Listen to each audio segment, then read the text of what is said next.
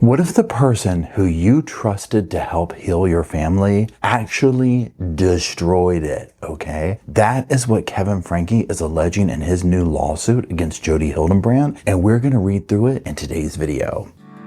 Hey, hey, hey, welcome to the Sofa Squad, sipping from the cup at hey. Now hold on everybody, let's do a quick sofa sidebar now. Keep in mind, ain't no cop, ain't no doctor, ain't no lawyer, ain't no therapist, ain't none of that fancy credentialed stuff, okay? Only credentials we got up in here is my sass, and this sofa. Now keep in mind also, I'm just giving my opinions on very public information, so do your own research, come to your own opinions, and drop them off in the comment section. And while you're down there, if you do like what you see here at the Sofa Squad, drop a little like, drop a little comment, drop a little share. It helps the channel out immensely. Now let's get edition. Hello Sofa Squad and welcome back to the sofa. That's a sofa.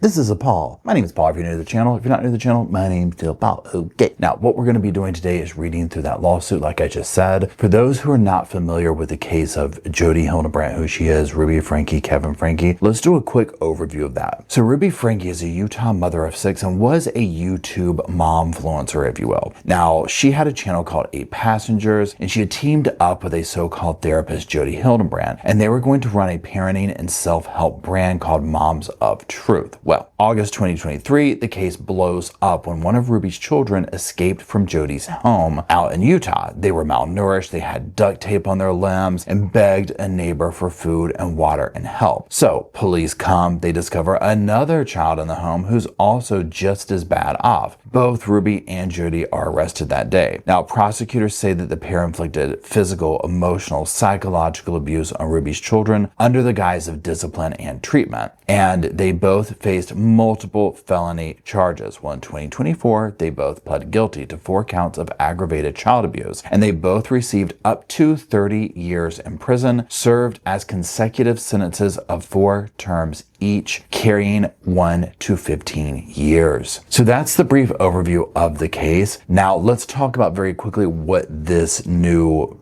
filing is about before we read it. So Kevin Frankie officially filed a lawsuit against Jodi Hildebrandt. He is accusing Jodi of negligence, malpractice, manipulation, emotional abuse, all the things we just talked about. Now this motion is going to outline how Jodi isolated Kevin from his children, destroyed his career, and used her influence to control and ultimately destroy the Frankie family. Okay, so in the first thing here you see it says 4th Judicial District Court, Utah County, State of Utah. Kevin Frankie versus Jodi Hildebrandt. And then it says the plaintiff Kevin Frankie, hereinafter Kevin, by and through counsel of record Randy Kester of Young, Kester, Black, and Jube, for cause of action against the defendant submits the following. Number 1, plaintiff is now and during all times relevant to this matter was a citizen and actual legal resident of Utah County, State of Utah. 2, the defendant is now and at all times relevant to this matter was an actual and legal citizen of the state of Utah. At all times relevant here too, defendant was a mental health therapist licensed as a clinical health mental counselor. And it just lists all the stuff there. Said license was ordered revoked by the Utah State Division of Professional Licensing on May 10th, 2024. And they say attached as Exhibit A to this complaint, please find a copy of said order. 4, the court has subject matter jurisdiction over this matter pursuant to, and it lists the thing. The court has personal jurisdiction over defendant pursuant to, and it lists the sections. The venue is proper in this court pursuant to UCA, and it lists the thing. And that the interaction and acts complained of herein occurred in Utah County where plaintiff resided. In accord with Utah Rules of Civil Procedure, list those. This is a Tier 3 case and that Kevin's claim for damages exceeds $300,000. Kevin has completed the pre-litigation requirements of the Utah Healthcare Malpractice Act and has accordingly received a certificate of compliance from Utah State Division of Professional Licensing. Facts and background.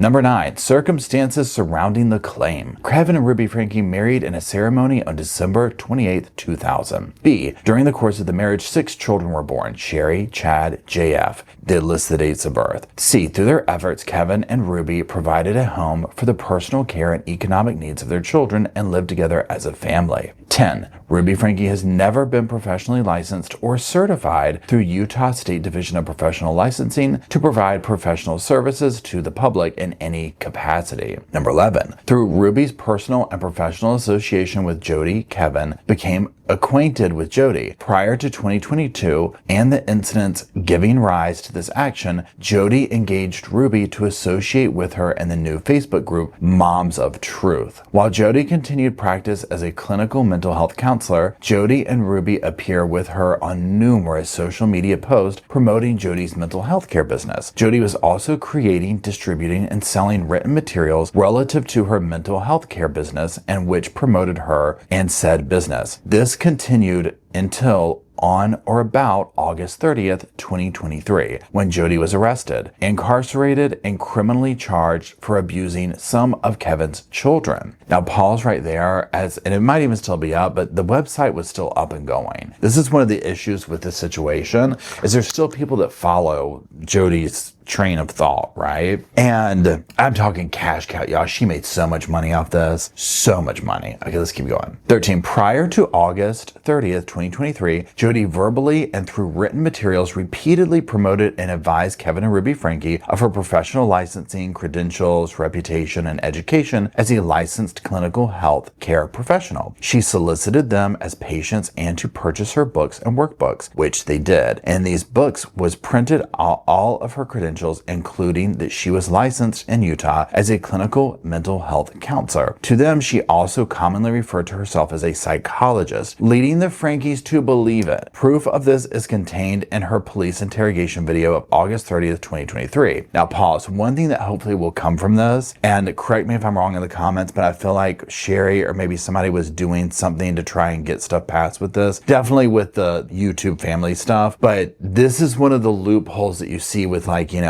what do they call the thing that they just said? People not having the proper credentials to be advertising, and so they think a life coach is like this, like, you know, vetted out psychologist and, you know, psychiatrist, all this kind of stuff or whatever, right? And I'm not saying there's anything wrong with being a life coach, but this is when people like Jodi Hildebrandt come along, Ruby Frankie come along, this is where lines get blurred, right? And they need to be very definitive, okay? So just saying, let's keep going. During the spring of 2022, Jodi asserted that based upon her experience, education, expertise, and observations as a licensed clinical mental health counselor and psychologist, she, without undertaking any assessments, testing, or other formal diagnostic protocol, advised Kevin that she had diagnosed him as being lustful, narcissistic, manipulative, deceptive, controlling, and selfish, and that he needed her professional services to overcome these adverse personality, emotional, and mental health conditions. She also advised Ruby of her diagnosis of Kevin. She convinced Ruby to support this diagnosis and adopt Jodi's subsequent professional advice for remedial treatment for Kevin and his family. Kevin engaged Jodi's professional services. She undertook to provide him professional mental health services and thereby assumed a heightened position of trust as a licensed healthcare professional in the state of Utah with its attendant duties. Now, literally the things that she listed off that she diagnosed him with, as she's doing them, instances of evidence from the case came up of, yep, she did that herself, she did that herself, she did that herself, even including the lustful thing. You remember what she was trying to do with Ruby up in the bedroom? I mean, I'm just saying.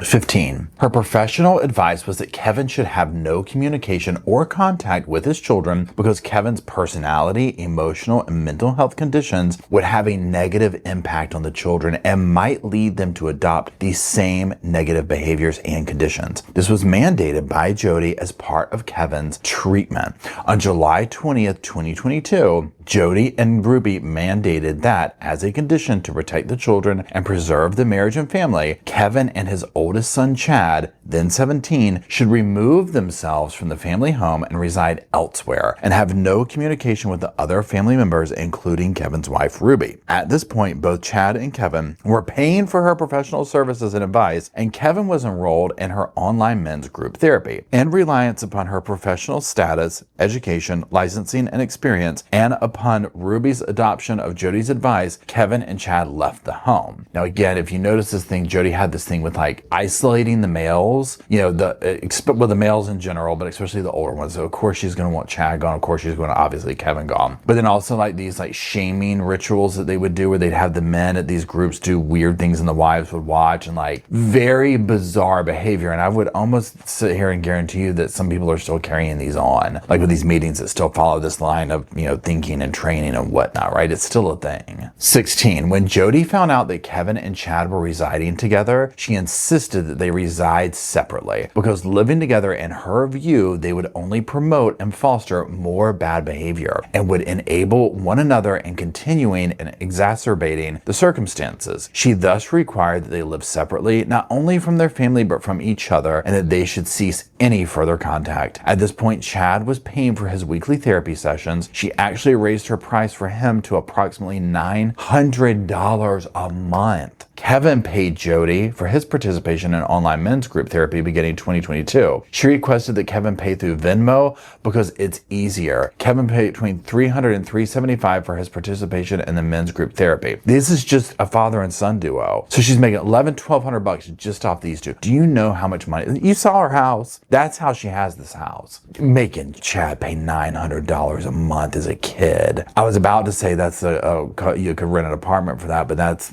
not true, right? Okay, depending on where you live, right? But for the most part, I guess at this point, that's a car payment, nice car, fancy car payment, right? Where you get what I'm going though, right? That's insane, okay? Especially remember his age at this point. I mean, I'm not trying to say like diminish, like he's a kid, okay? I'm sorry, he's a teenager at this point. This is crazy. And again, this is just two people and making them live separately. Remember the narcissist or whatever she is, they can't have people teamed up. They can't have people talking. She has to isolate everyone, because I do believe a lot of this was to get to the women and groom the women, right? I think that was a huge motivating factor for her, besides power and money, was getting access to the women. Okay, she's a predator. 17, Jodi, knowing and having observed their family practices and devotion to their religious beliefs and commitments, used her knowledge of Kevin's commitment to his religious beliefs, his marriage and family, to leverage and manipulate him into adopting her unprofessional and deceitful advice. Kevin was paying her and relying upon her professional therapy, his objective being to preserve his family and marriage. She would often tell him that unless there was strict compliance with her mandates, that his soul was in danger of being damned. In addition, during his time of separation, other men Jodi was instructing who were part of her online therapy were directed by Jodi to threaten Kevin that if he did not comply and change quickly, Ruby was going to run out of patience and divorce Kevin. This manipulation made him fear the threatened consequences if he did not maintain absolute and unquestioning compliance with Jodi's mandates. Number 18. At the same time, she mandated that Kevin maintain absolute separation from Ruby and their children. Jodi would emotionally and mentally abuse other patients who violated the no contact separation. She said it was a sign of severe selfishness and unwillingness to honor the wishes of the wife. She would recommend to the wife the need for divorce if the husband purposefully broke the no contact boundary. There were only 2 times in which Jodi encouraged Kevin to have direct communication with Ruby. Once in February 2023 and following his termination from BYU in June 2023. Each time Jodi instructed selfish, entitled, narcissistic, lustful, and manipulative. Jodi would tell Ruby to hold on to these letters to use as evidence for leverage in divorce proceedings should that be necessary. Between August 2022 and August 2023, Jodi was extremely mentally abusive to Kevin as he participated in an online men's group therapy ran by Jodi. During this time, she frequently berated and belittled Kevin, telling him he was manipulative, deceptive, controlling, narcissistic, lustful, and selfish. She further accused him of being a lover of darkness, a lover of Satan, and accused him of hiding something very dark and evil. And she withheld her counseling and help unless, through coercion, he confessed to it. He confessed it to her, and she was satisfied that it was all disclosed. Kevin had no idea what she was talking about, which resulted in further incrimination from Jodi. He asked for individual sessions with her so he could work more effectively on these things, but she refused and instead told him to meet with other men who were part of her program. Oh, she loved every bit of this. I just had this vision, help me here, okay, because it's kind of stained. I was like, Jodi would be a really good like dominatrix. One of like those women who charge, like, correct me if I'm wrong, I'm not sure here, but basically like one of those women that like will charge high amounts to men to humiliate them and do stuff like that. And also in a sense, and I think they call them like, and I don't know, but with the men who like a woman, whatever this dynamic's called, I think it's called pay pig or something like that, I don't know, where they like enjoy the woman telling them to give them all their money. Okay, like she would have done very well in that, okay, because that to me is what this is. Like he was never going to win whatever she was telling him, like, you need to confess, you need to do this. Even if he told her all the things that she was secretly hiding in her mind, she would have reversed it and moved the goal, right? So it's almost like she's making these men unwittingly participate in this type stuff. And again, I think people like Jodi can sniff out victims, because if you remember, there were some other dudes that were in this group that we heard from, I can't think of their names, but there was interviews with them, you know, where they would be like, yeah, by the second session, I was like, are y'all, I'm out. Okay, this is crazy, right? This is insane. She just, look at someone like Lori Daybell. Lori Daybell was able to go and find these very, like, let's say passive, timid ladies to manipulate and groom, right? So just think of some of the people like in Lori Daybell's trials that we heard from that were started to get in the group, but then they went away. The Melanie Gibbs, like she knew who she could do this to and who she couldn't. So remember Lori's friend down in Hawaii who Lori tried it with, and she's like,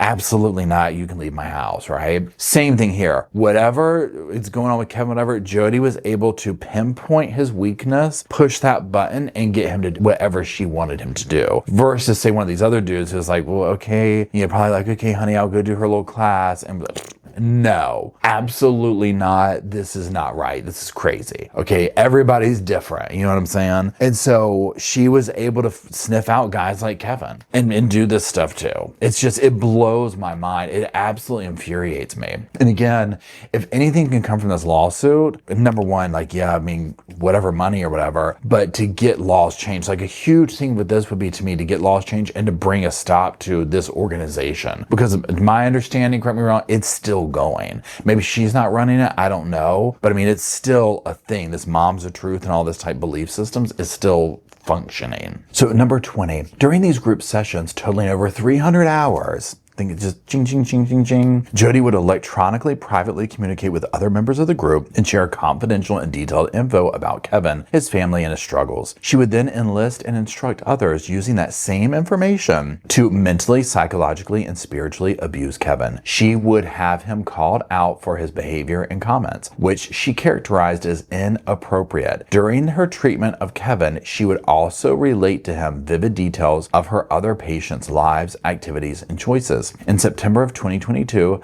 Jodi told Kevin that he was not worthy to hold a temple recommend to enter the temple for the LDS Church. This deeply cut Kevin, as he believed he had been abiding by the tenets that would qualify him for his temple recommend. Her feedback and comments ultimately led Kevin to not attend a meeting to renew his temple recommend in 2023, after Jodi had convinced him that he was not worthy and would be a hypocrite if he attempted to renew the recommend. She further advised him that getting fired from BYU would be the best outcome for his behavior and the best thing for his recovery and healing. She further advised that maybe losing his job would finally wake him up. She further instructed him that men like him weren't worthy to work at BYU because he did not attend the meeting and renew his recommend. He was subsequently fired from his job at BYU in June 2023 because having a temple recommend was a requirement for his employment. After learning that Kevin had lost his job, Jodi then scolded him and declared that it was completely unnecessary and just confirmed that Kevin was a selfish person. I mean, do y'all not want to come through? Yeah, I cannot with this. So number 22. Unbeknownst to Kevin, beginning in approximately mid-May 2023 until about August 30th, 2023, Jodi and Ruby had the party's children living at Jodi's home in Ivins, Utah. Jodi never disclosed this to Kevin. During her treatment of him, Jodi was advising Ruby that she should get tested for STDs. Even though Jodi had Ruby and Kevin's minor children living in her own home, at the same time, she was, through her professional services, for which he was paying her, providing him with counseling services, purportedly to help him and reunite the family. At the same time, she was isolating him and abusing his family. The reuniting of the family was the very core stated objective of the services she was providing him. In reality, she was abusing his children and taking drastic steps to distance his family further and further from Kevin and each other. Now, real quick, because I'll forget to say at the end of the video, the part where she was telling Ruby to get tested for STDs, what do y'all think about this? Okay, so you know that they were like having a little affair, Jodi and Ruby, of some flavor, right? Okay, so what do y'all think of, number one, by doing that, it was also creating doubt in Ruby's mind of like, well, you don't know, Kevin's dirty, but also Jodi could have been like, well, let me get her checked out and make sure she's clean for me. You see what I'm saying? That's immediately what I thought with that. Number 24, during the same period of time and furtherance of disintegrating Kevin's family, Jodi convinced Ruby to initiate plans to acquire a parcel of property in Arizona, and as part of that plan, Jodi persuaded Ruby to liquidate financial accounts belonging to Ruby, Kevin, and their children, approximately $80,000. This to facilitate the joint purchase of the out-of-state property to which Jodi and Ruby intended to move with Ruby and the children. This property purchase would have been for the benefit of Jodi at her patient's expense. I mean, there you go. And if they had made it there, the children would have been killed. Period. End of story. Number 25. This was done during a time when Jodi was providing professional services to Kevin, the objective of which was to purportedly reunite the same family which she had isolated from Kevin, abused, and which she was now planning to further isolate from Kevin out of state. 26. Amid all of this, at the same time of Kevin's last men's group on July 26, 2023, Jodi abruptly announced that she was immediately but temporarily suspending Kevin's services with her and advised Kevin that God had told her that Kevin needed absolute solitude to heal and that he should follow up with her in 6 months to see if he had by then sufficiently humbled and repented yet. She stated that this was to be complete and total isolation and that any communication was limited to God only. Further, that any violation of this would surely cost him his marriage and family. Makes you wonder how many Jodis are out there that haven't been caught doing this and that are literally doing the same thing to somebody right now.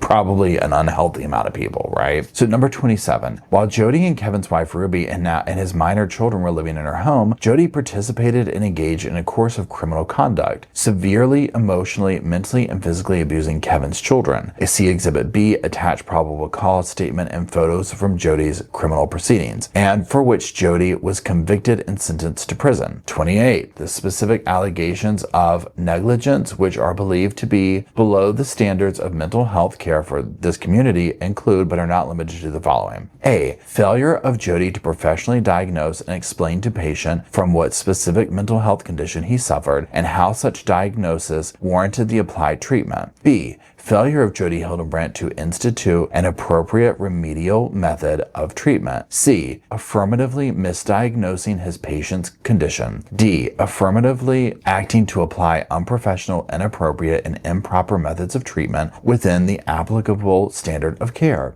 E, engaging in dual conflicting relationships with patient, members of his family, and other patients. F, engaging in acts detrimental to patient's children, contrary to the stated objective of the purported professional advice and services provided to and paid for by patient. G, committing criminal acts against patient's children. H, disclosing Kevin's confidential information and communications to and providing advice to patient's wife, contrary to patient's best interest, and contrary to the stated objective of the purported professional advice and services being provided to and paid for by patient. I, engaging in conduct toward her patient that displayed a lack of honesty and candor, was dishonest and designed to benefit the self-interest of Ms. Hildebrandt and was contrary to the mental health and best interest of her patient. J, representing herself to be practicing or engaging in a profession, psychology, for which she was not licensed.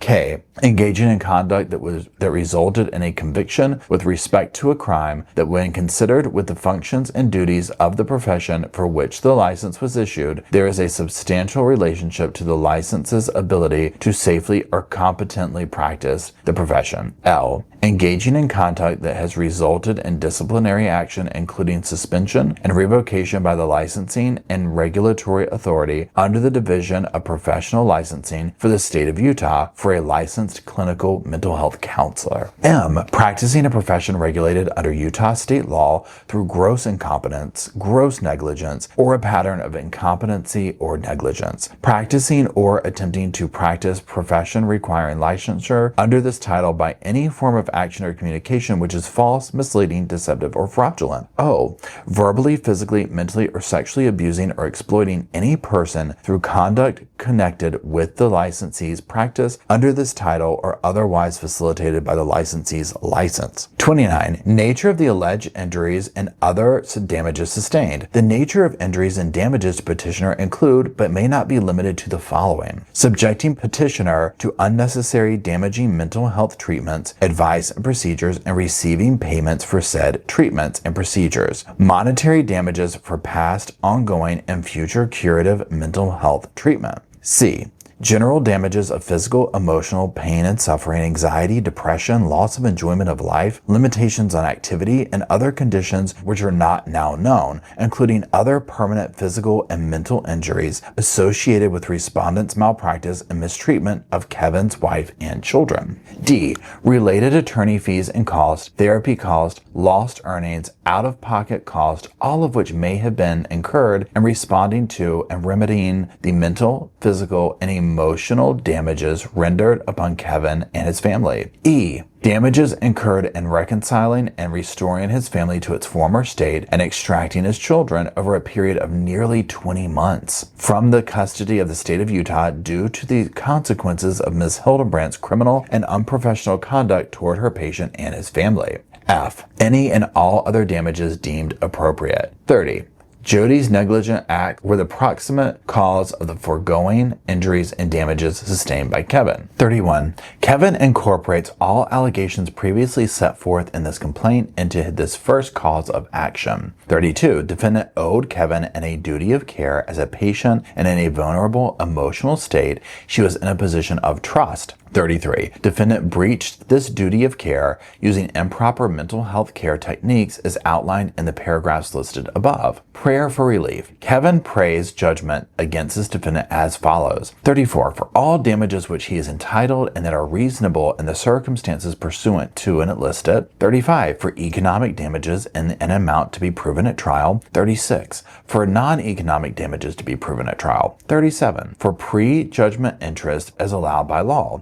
And 38. For attorney fees, cost, and any and all such further relief as to the court may seem just and equitable in the premises. Jury demand. In accord with the Utah Rules of Civil Procedure 38, Kevin hereby demands a trial by jury. Okay, so let's talk about it. So like I've said throughout the thing, if something good can come of this, yes, I feel like make her sign over money to probably not only Kevin, but everybody else. I hope this opens a floodgate of other people suing, and I know other people have brought lawsuits against her. Because also what we've learned is through these phone calls and Jodi's communications and such through from prison, she does not think she's guilty at all, right?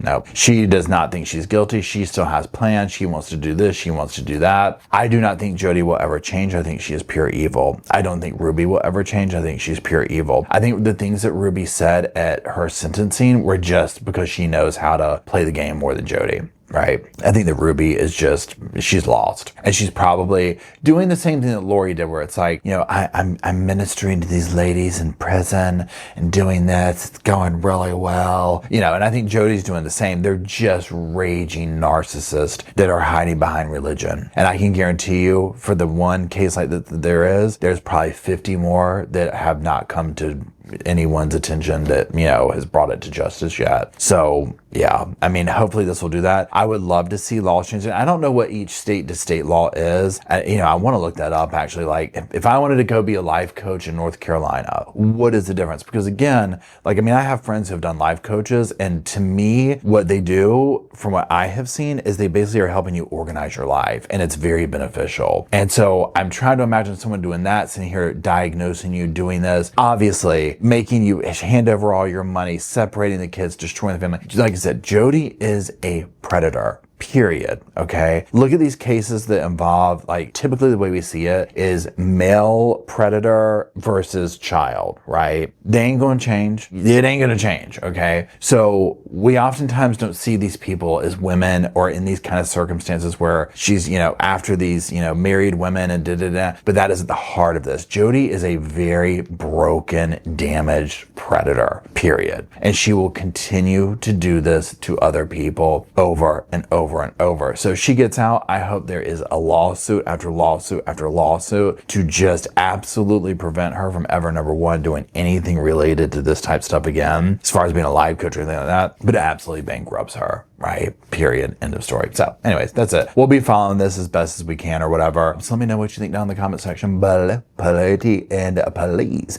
And while you're down there, if you could, drop some little sofa stuff, maybe some pillows too, for Roscoe and Spirit, for Bo and Luke, and for you, the Sofa Squad, who makes the channel possible. I do greatly appreciate you. And until we all gather down in that comment section to talk about this and all the cases we do talk about here at the Sofa Squad, I'll see y'all soon. I just wanted to say thank you again for watching the whole video, and also thank you for being part of the Sofa Squad. Special thanks to all the Patreon members, channel members from both of my channels, everybody who likes, shares, subscribes, comments in the comment sections. It helps the channel out so much. Now, don't forget, I do have that other channel, the podcast channel. That's where we go live, we hang out, we talk. We have kind of sort of a schedule, but just be sure and check it out. I'll put it up here on the screen. And then, like I said in the beginning of the video, if you want to follow me and Ross on the Instagram, go on, check it out. It's right here on the screen again. But once again, thank you very much. I really appreciate you being part of the Sofa Squad, and I'll see you in the next video. Hey, welcome to the Sofa Squad. Sipping from the cup that hey, come laugh with the Sofa Squad. Can't roll my damn eyes hard enough.